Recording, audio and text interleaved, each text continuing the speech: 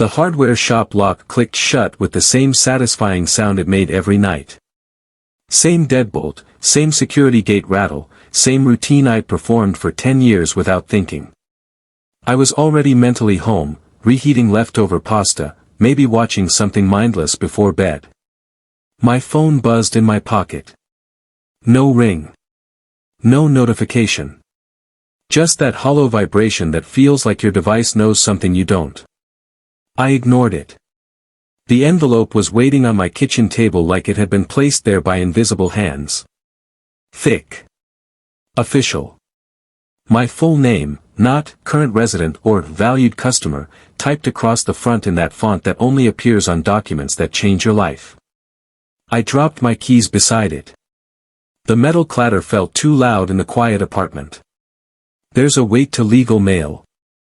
You can feel it before you even touch the paper. Like gravity works differently on bad news. I told myself it was probably a business license renewal. Maybe a tax notice. Something annoying but solvable with a phone call and a check. I was catastrophically wrong.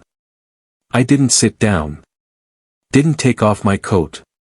Didn't pour the drink I suddenly wanted. I tore it open right there by the door because some animal instinct told me I'd need to be standing when I read what was inside. Notice of civil claim. My vision tunneled. The room seemed to shrink around those words. I scanned down, plaintiff, defendant, hearing date, and then my breathing stopped entirely. Plaintiff, Gregory Whitman. My brother. For 3 full seconds, I genuinely believed this was a clerical error. A database glitch. Some other Gregory Whitman in some other family suing some other person who happened to share my name. The universe couldn't possibly be this cruel and this specific at the same time. But it was. Claim, outstanding family loan. Failure to repay principal and interest. Family loan. The words sat on the page like they belonged there. Professional. Legitimate. Completely fictional. I read the amount. Then read it again because surely I'd misread a decimal point. I hadn't. It was more money than my shop had grossed in 2 years. My hand started to shake, fine tremors I couldn't control, so I pressed the papers flat against the table and forced myself to keep reading. That's when the floor dropped out from under me. Default judgment entered. Default. Meaning the court had already ruled. Meaning Gregory hadn't just filed a claim, he'd won it. Quietly. Strategically. While I was completely unaware this nightmare even existed. Notices sent to an old address. Deadlines I never knew existed. The legal system had moved forward without me like a train I wasn't invited to board, and now it was too late to get on. According to the document in my hands, enforcement was already scheduled. They could freeze my bank accounts. Put a lien on my shop. Seize personal property.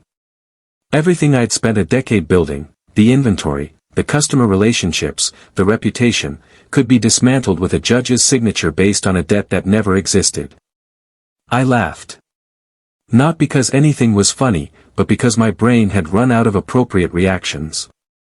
The sound came out sharp and wrong, echoing in the empty kitchen like a stranger's voice. I spread the pages across the table and read every line. Slowly this time. Looking for the error. The loophole. The explanation that would make this make sense. There wasn't one. I had never borrowed money from Gregory. Not informally over dinner. Not formally with paperwork. Not in desperation or trust or any other circumstance. If anything, the financial balance between us had always tilted in the opposite direction. I was the one who'd lent him my truck for 3 months. I was the one who'd quietly covered his share of Dad's funeral expenses when his business opportunity collapsed. I was the boring one. The responsible one. The one who paid bills on time and saved receipts. My phone buzzed again.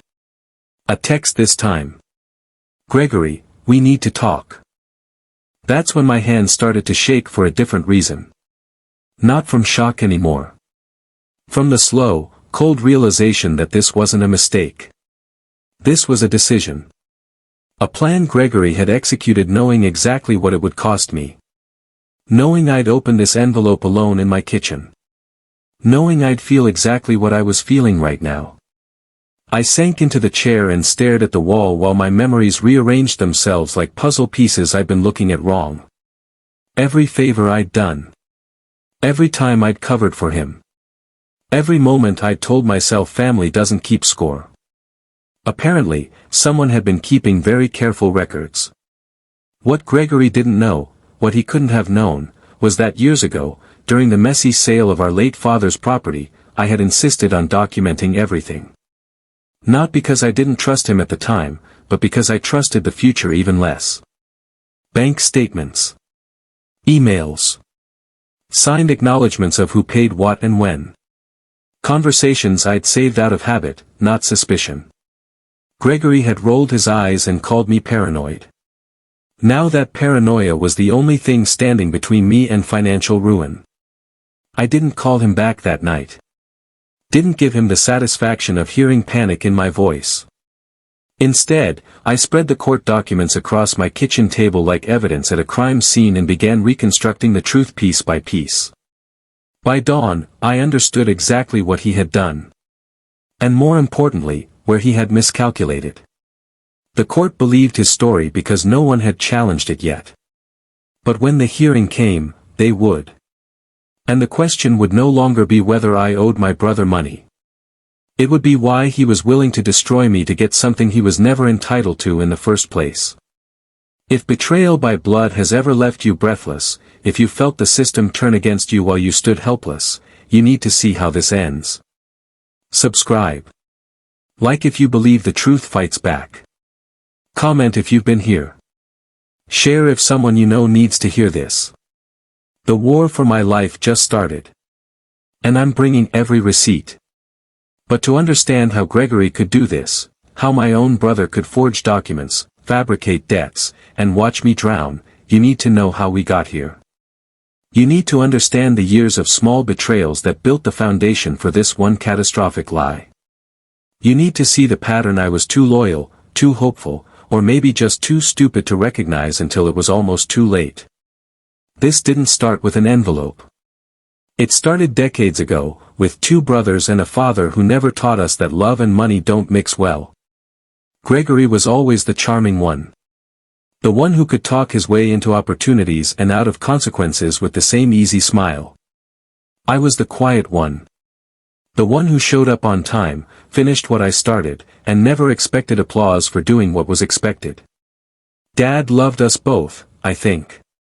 But he loved Gregory's potential more than my consistency. Your brother just needs the right break, he'd say whenever another venture collapsed. You've got your head on straight, you'll be fine. So I was fine. I helped Gregory move 4 times in 3 years. I co-signed a lease he abandoned. I loaned him money that was never mentioned again, because bringing it up would make me the small one, the petty one who couldn't just let it go. Family doesn't keep score, right? Except now, sitting at my kitchen table with those court documents spread in front of me like autopsy photos, I realized Gregory had been keeping score the entire time. He'd just been using different math. I forced myself to read the documents again. Methodically this time. Not as a victim, but as someone looking for the lie beneath the lie. Affidavit of service. According to this, I'd been personally served at 428 Maple Ridge Drive on October 14th. I hadn't lived at that address in over 2 years. I'd moved after the landlord sold the building. I had the lease termination notice in a file cabinet at the shop to prove it. Promissory note. Dated March 3rd, signed, allegedly by me, promising to repay Gregory $47,500 with interest. The signature looked close. Close enough to fool someone who didn't know me. But I knew my own handwriting. The capital W was wrong. Too looped. Too careful. And then I saw the notary seal. Someone had stamped this. Put their professional reputation behind the claim that I had signed this document in their presence. My hands went cold. This wasn't sloppy. This was planned. I pulled out my phone and opened my bank app, scrolling back to March 3rd. There it was, a charge at a pilot truck stop outside Louisville. I'd driven to Kentucky for Aunt Diane's funeral. I'd been 2 states away when this loan was supposedly signed and notarized. I took a screenshot. Then another. Then I opened my photo library and found the funeral program I'd photographed because I'd wanted to remember the poem her daughter read. March 3rd. Right there in the date stamp. Gregory had picked a date when he thought I'd have no alibi. He just hadn't counted on me being the kind of person who documents everything, not out of suspicion, but out of habit. I sat back and let the pieces arrange themselves. The old address. The forged signature. The impossible date. The notary who either didn't exist or had committed a crime. This wasn't desperation.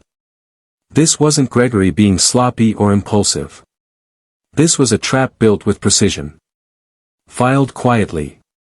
One by default. Set to execute before I even knew I was the target. And according to the enforcement notice, they could start seizing assets within days. My shop. The building I'd scrimped and saved to buy outright so I'd never owe anyone. My business account, every dollar I'd earned selling hammers and hinges to honest people doing honest work. Even the truck I used for deliveries. Gregory wasn't asking for money. He was taking my life. I stared at his last text, "We need to talk." No, we didn't. We were past talking. This was war, and he'd fired the first shot while I was sleeping. But he'd made one critical mistake. He'd assumed I wouldn't fight back. I didn't sleep. By 6 a.m., I was sitting in my truck outside a law office I'd found through a frantic 2 a.m. Google search, Civil Judgment Defense plus Set-Aside Default plus my area. The website was plain, no flashy promises, just a headshot of a woman with sharp eyes and a bio that said she'd been doing this for 20 years. Renee Dalton. The office didn't open until 9, but I couldn't go home. Couldn't go to the shop. Couldn't do anything except sit there with my folder of documents and wait like a patient in triage. When the lights finally came on inside, I was the first one through the door. The receptionist took one look at my face and said, "Emergency?" Yes. 20 minutes later, I was sitting across from Renee Dalton herself.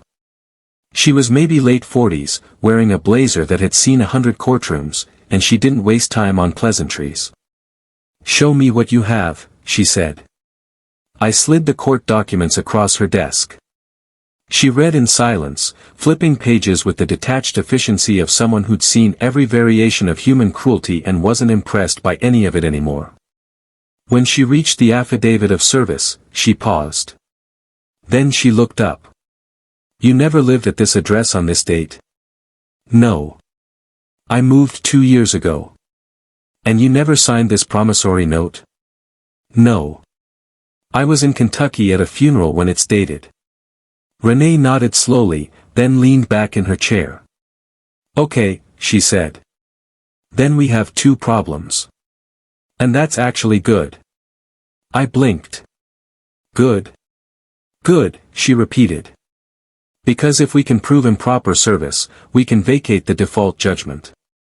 If we can prove the debt is fabricated, we destroy the claim itself. Your brother made this complicated. Complicated leaves room for mistakes." She pulled a legal pad toward her and started writing in quick, precise strokes. "Here's what we're doing. We file an emergency motion to stay enforcement, that stops them from seizing anything while we fight. Then we file a motion to vacate the default judgment on grounds of improper service. But we need evidence. Fast. What kind of evidence? Everything that proves you weren't served and weren't there. Lease agreements showing your real address. Utility bills. Change of address confirmation from the post office. Bank statements showing you were in Kentucky. Photos. Receipts. Anything with a date and your name on it. My mind was already racing through file cabinets and email folders. I can get all of that, I said. Renee's expression didn't change, but something in her eyes sharpened. How fast? 2 hours. Make it 90 minutes, she said. Because according to this, she tapped the enforcement notice, they're scheduled to execute tomorrow morning. If we don't file today, you wake up tomorrow with frozen accounts and a sheriff at your door. The air left my lungs. Tomorrow. Then let's move, I said. I drove to the shop first. Pulled the lease termination notice from March 2 years ago. Then the new lease I'd signed for my current apartment. Utility bills with my real address going back 18 months. Then home. I tore through my filing cabinet, old bank statements, the funeral program with the date printed on it, the photo I'd taken of Aunt Diane's memorial card. I pulled up my bank app and screenshotted every transaction from that week in Kentucky. Gas station. Hotel. Diner. All of it time-stamped. All of it provable. By the time I got back to Renee's office, I had a folder thick enough to choke on. She didn't smile, but she nodded. This is solid. Then her phone buzzed. She glanced at the screen and her jaw tightened. What? I asked. She turned her monitor toward me. A court notification. Writ of execution, approved for issuance. Scheduled levy, tomorrow, 9 a.m. They're not waiting, Renee said quietly. Your brother filed for expedited enforcement. My heart slammed against my ribs. Can we stop it? Renee was already pulling up documents on her computer, fingers flying across the keyboard. We're about to find out, she said. I'm filing the emergency stay right now. But once I hit submit, it's up to the judge to read it before tomorrow morning. She looked at me one more time. You ready? I nodded. She clicked submit. The screen blinked. Filing received. Pending review. And then we waited. I saw Gregory before he saw me. He was walking up the courthouse steps like he owned them, hands in his pockets, that easy smile on his face, the one he used when he was about to ask for something he had no intention of returning. He looked good. Rested. Like a man who'd slept well knowing his plan was working. I stood at the top of the steps and waited. When he looked up and our eyes met, his smile widened. There you are, he said, like we'd planned to meet for coffee. I was wondering when you'd show up. I didn't move. Didn't return the smile. Just stared at him until the charm flickered, just for a second.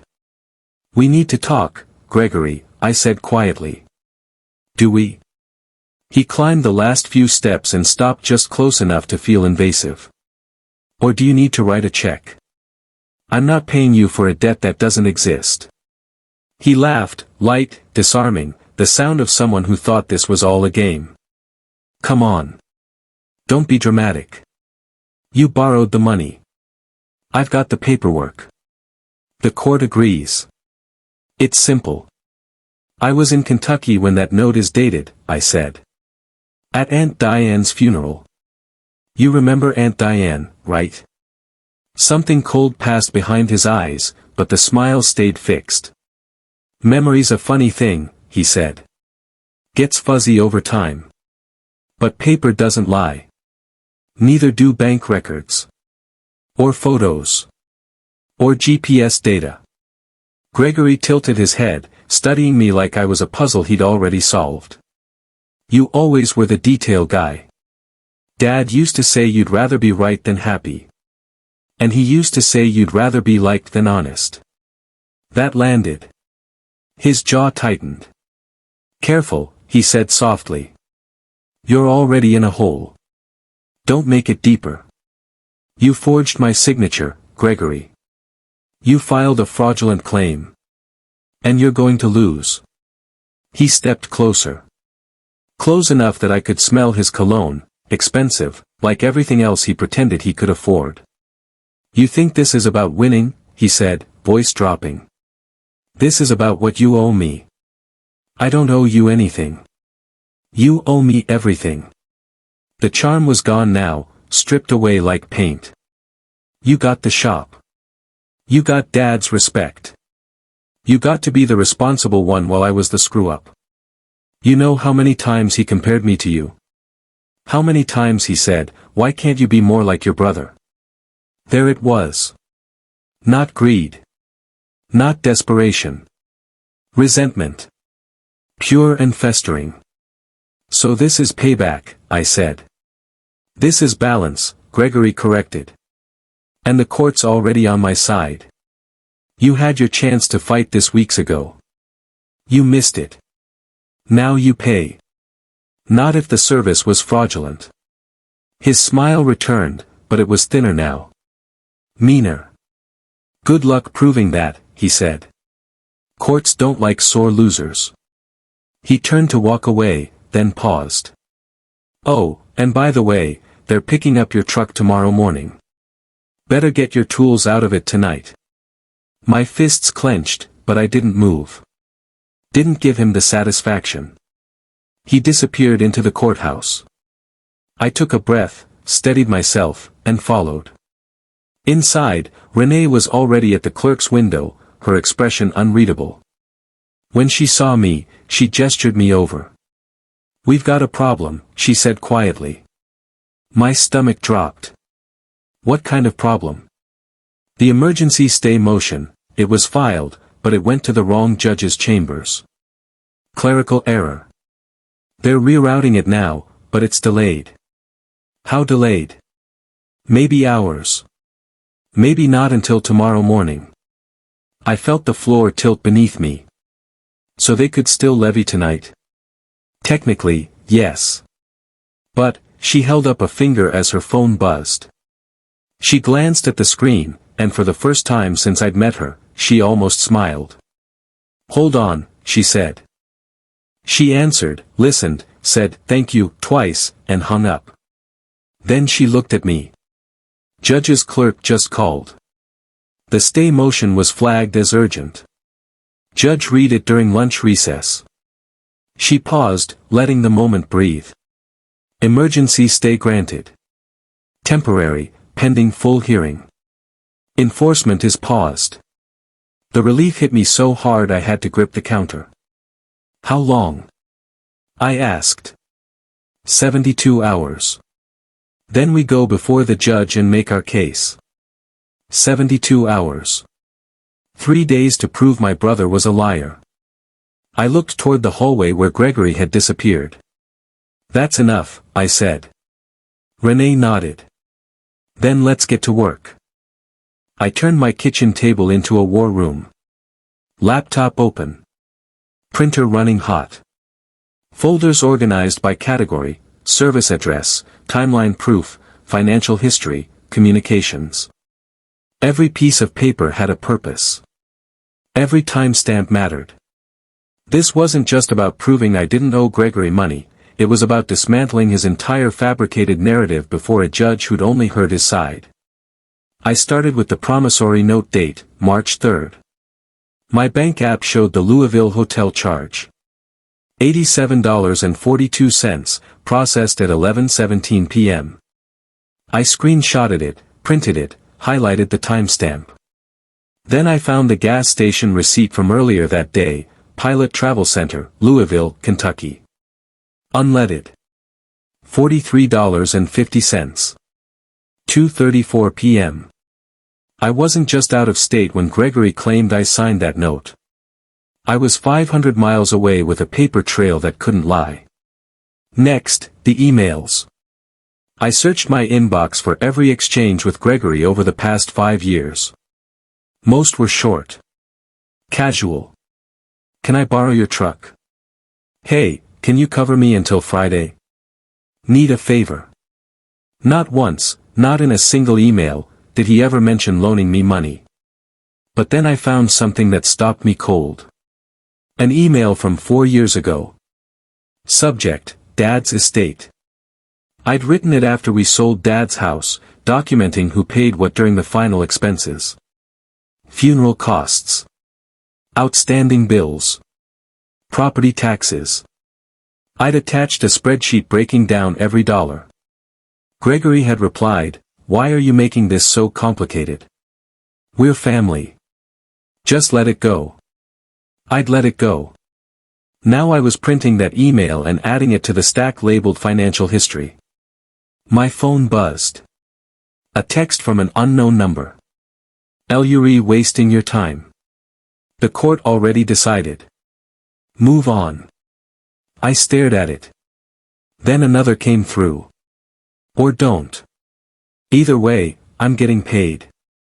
Gregory." Using a burner number like a coward. I didn't reply. I went back to work. The affidavit of service claimed I'd been served at 428 Maple Ridge Drive. I pulled my old lease termination notice, dated 18 months before the alleged service. Then my new lease, signed 2 years ago, showing my current address. Utility bills. Every single one sent to my real address, paid on time, time-stamped. But I needed more than proof I didn't live there. I needed proof that no one could have reasonably believed I did. I logged into the post office website and requested my official change of address confirmation. It arrived as a PDF within minutes, address update filed March 14, 2 years prior. Forwarding active for 12 months. If Gregory had actually tried to serve me, the post office would have forwarded it. He hadn't tried. He'd lied. My phone rang. "Renee. I've got something," she said without preamble. "The notary on that promissory note?" I ran the seal number. "It belongs to a notary named Patricia Voss. I called her office. And she has no record of notarizing anything for you or Gregory. Ever. And here's the kicker, on March 3rd, she was out of the country. Italy. I've got her passport stamps." My heart pounded. So the notary seal is fake. Or stolen. Either way, it's fraud. Real fraud. The kind that gets people prosecuted. I exhaled slowly. "Does that help us?" "It buries him," Renee said. "But we need to be ready. He's going to fight back." She was right. That night, Gregory sent another text, this time from his real number. "I have emails from you asking for the loan. You're going to look like a liar." I went cold. Emails? I'd never sent any such emails. I logged into my account and searched every folder. Sent. Drafts. Trash. Nothing. But that didn't mean Gregory hadn't created something. I called Renee immediately. "He's claiming he has emails from me requesting the loan," I said. "But I never sent them." "Forward me everything in your sent folder from the past 3 years," she said. "If he produces fake emails, we'll have metadata to disprove them. Timestamps, IP addresses, server logs. Forgery leaves fingerprints." I did as she asked, then sat back and stared at the evidence spread across my table. Bank records. Receipts. Photos. Emails. Lease agreements. A fraudulent notary seal. Every piece pointed to the same truth: Gregory had built an elaborate lie, and he'd been sloppy enough to leave cracks. But as solid as the evidence felt in my hands, I knew the court was unpredictable. Judges were human. They made mistakes. And Gregory was charming, he always had been. My phone buzzed one more time. "You really want to do this?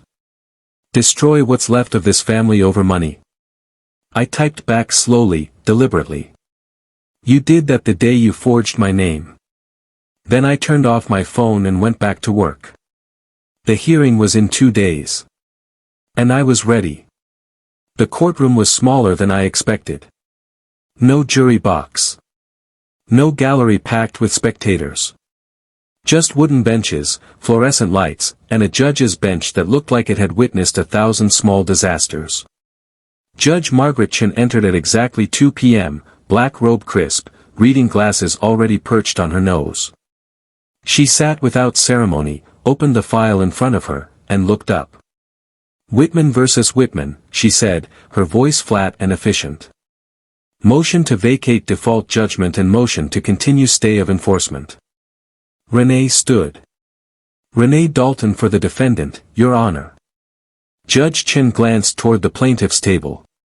It was empty. "Is Mr. Gregory Whitman present?" she asked. A court clerk checked the hallway, then shook her head. The judge's expression didn't change, but she made a note. "Proceeding without plaintiff. Ms. Dalton, this is your motion. Make it count." Renee stepped forward, calm and precise. "Your Honor, the default judgment in this case was entered because my client was never properly served. The affidavit of service claims personal service at 428 Maple Ridge Drive on October 14th. My client hasn't lived at that address in over 2 years." She handed a stack of documents to the clerk, who passed them to the judge.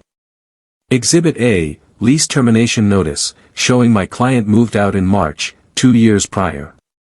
Exhibit B, new lease agreement showing current residence. Exhibit C, utility bills spanning 18 months at the current address. Exhibit D, official change of address confirmation from the United States Postal Service. Judge Chin flipped through the pages slowly, methodically. "And you're asserting that service was improper because the plaintiff knew or should have known this was not the defendant's address. There was no attempt at substituted service. No attempt to locate the correct address. The affidavit is either negligent or fraudulent." Judge Chen looked up sharply. "That's a serious allegation, Counselor." "Yes, Your Honor. And the evidence supports it." The judge turned another page, then stopped. "What about the underlying claim? The promissory note?" "Also fabricated," Renee said. "The note is dated March 3rd. My client was in Louisville, Kentucky, attending a funeral on that date." She handed over another set of exhibits. Bank records showing hotel and gas charges in Kentucky. A photograph of the funeral program with the date clearly visible. GPS metadata from the photo confirming location. Judge Chen studied the funeral program photo for a long moment. "And the signature on the note?" she asked. "Not my client's. We're prepared to provide handwriting analysis if necessary. But more critically, the note bears a notary seal." The judge's eyebrows rose slightly. "Go on." "The seal belongs to Patricia Voss, a commissioned notary. Ms. Voss has confirmed she never notarized any document for either party. Additionally, on March 3rd, she was out of the country. We have her passport records." For the first time, Judge Chen's expression shifted. Not quite surprise, more like the look of someone who just found a cockroach in a restaurant she'd been told was clean. "So you're alleging the notary seal is fraudulent?" "Yes, Your Honor." The judge sat back. "Where is Mr. Gregory Whitman?" "Unknown, Your Honor. He was served notice of this hearing." Judge Chen made another note, her pen moving with sharp, deliberate strokes. "Ms. Dalton, procedurally, I can't vacate a judgment without giving the plaintiff an opportunity to respond. But I can extend the stay." My chest tightened. "Not vacated." "Not yet." However, the judge continued, "Given the evidence you've presented, particularly regarding the notary seal, I'm also ordering the plaintiff to appear at a continued hearing in 7 days. If he fails to appear or fails to rebut this evidence, I will vacate the judgment and may refer the matter for criminal investigation." Renee nodded. "Thank you, Your Honor. Stay of enforcement is extended for 14 days. Plaintiff is ordered to produce the original promissory note and provide testimony under oath regarding the notarization. This court is adjourned." The gavel came down. I exhaled for what felt like the first time in an hour. Outside the courtroom, Renee turned to me. "That was good," she said. "The judge is suspicious. But Gregory's not done. He'll come back swinging." What if he doesn't show up at the next hearing? Then we win by default, ironically. But men like your brother don't walk away quietly. He'll show.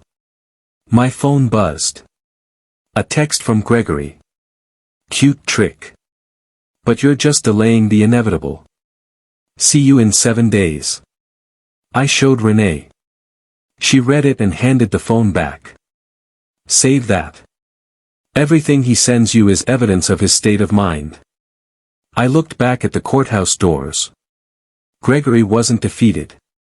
But for the first time, he was rattled. And that was enough for now. The shop felt different after the hearing. Same shelves. Same smell of sawdust and metal. Same customers asking about drill bits and deck screws. But I couldn't shake the feeling that everyone knew. They didn't, of course. Most people had no idea my own brother was trying to financially destroy me.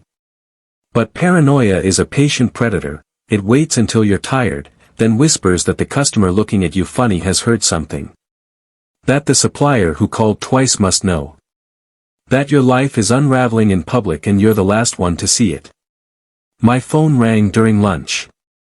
My cousin Rachel. Is it true? She asked, no preamble. My stomach dropped. Is what true? Gregory said you borrowed money from him years ago and refused to pay it back. He said you're trying to use technicalities to get out of it. I closed my eyes. Of course he did. Rachel, I never borrowed a cent from Gregory. He forged documents and filed a fraudulent lawsuit. I have proof. Silence on the other end. Long enough to hurt. I don't know, she finally said. Gregory sounded really convincing. And he said you've always been resentful that Dad liked him better. Dad didn't, I stopped. There was no point. Rachel, believe what you want. But when this goes to court, the truth will come out. Family shouldn't end up in court, she said quietly, and hung up. I sat there staring at my phone, wondering how many other relatives Gregory had called. How many people now thought I was the problem. That night, I couldn't stop my mind from drifting back. I remembered the summer Gregory's first business failed, some app he swore would be the next big thing. He'd shown up at my apartment at midnight, eyes red, voice shaking, saying he couldn't make rent and his girlfriend had left and everything was falling apart. I'd given him $800. Cash. Told him to take his time paying it back. He never mentioned it again. I remembered co-signing the lease for his office space that turned out to be a glorified storage unit. When he bailed, I paid 3 months of rent to avoid destroying my credit. He thanked me with a text, "You're a lifesaver, bro." I remembered Dad's funeral. Gregory showed up late, left early, and never helped with a single expense. I paid for the flowers, the burial plot upgrade Dad had wanted, the reception at the VFW hall. When I'd sent him the breakdown of costs, not asking for repayment, just documenting, he'd replied, "Why are you making this so complicated? We're family." We were family. And now he was using that word like a weapon, telling relatives I was the one tearing us apart. My phone buzzed. A text from my Uncle Jim. "Your brother says you're trying to cheat him. That true?" I didn't respond. What was the point? Gregory's version was simpler. More dramatic. And people loved a story where the quiet, boring brother turned out to be the villain all along. The next day, business at the shop slowed to a trickle. Mrs. Patterson, who'd been buying paint for me for 6 years, avoided eye contact when she checked out. When I asked if everything was okay, she just said, "Family business is family business," and left. Someone had been talking. I called Renee. "He's spreading rumors," I said. "Telling people I'm the one who's lying." "Of course he is," she said, unsurprised. Fraudsters don't just attack in court. They attack your credibility everywhere. Makes it harder for people to believe you when the truth comes out. Can we stop him? Not really. You could sue for defamation, but that's another lawsuit, more money, more time. Better to win the case and let the judgment speak for itself. And if we don't win? Renee paused. We will. The evidence is solid. But I won't lie to you, judges are human. They have bad days. They miss things. And your brother is charismatic. If he shows up and performs well, if he has a halfway plausible explanation for the notary issue, if he can create enough doubt. She didn't finish the sentence. She didn't have to. That night, I sat alone in my apartment and thought about what winning would actually cost. Even if the judge ruled in my favor, even if Gregory's fraud was exposed and the judgment vacated, the damage was done. Family members who'd believed his lies wouldn't suddenly apologize. Customers who'd stopped coming wouldn't flood back. The quiet, stable life I'd built would still have a crack running through it. And Gregory? He'd still be my brother. Still out there. Still able to find new ways to justify what he'd done. My phone lit up. Another text. This time from Gregory himself. You're making this harder than it needs to be. Just pay what you owe and we can move on. I stared at those words until they blurred. Pay what I owe. As if years of covering for him, bailing him out, being the reliable one while he chased schemes and blamed the world, none of that counted. As if the only debt that mattered was the one he'd invented. I typed a response, then deleted it. Typed another, deleted that too. Finally, I just wrote. See you in court. The hearing was in 4 days. And I had no idea if winning would feel like victory or just another kind of loss.